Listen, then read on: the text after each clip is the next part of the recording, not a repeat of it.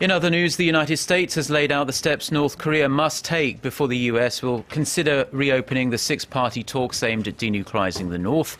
A top US official says Pyongyang must start abiding by a deal reached almost 10 years ago. Connie Kim reports.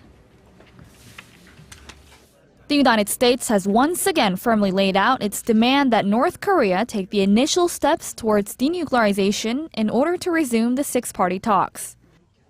At a press briefing in Washington Tuesday, Daniel Russel, U.S. Assistant Secretary of State for East Asia, said talks with North Korea should focus on denuclearizing the Korean peninsula and should not be talks for talk's sake. He also said Washington stands ready to negotiate with Pyongyang, but only on the basis of a statement signed in 2005. Under the landmark deal, Pyongyang agreed to scrap its nuclear program in return for security, economic, and energy benefits.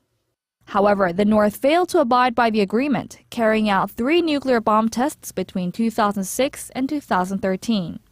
Russell's comments echo those made by Glenn Davies, the U.S. envoy on North Korea, who said last week that the six-party denuclearization talks will not resume unless Pyongyang changes its policy direction.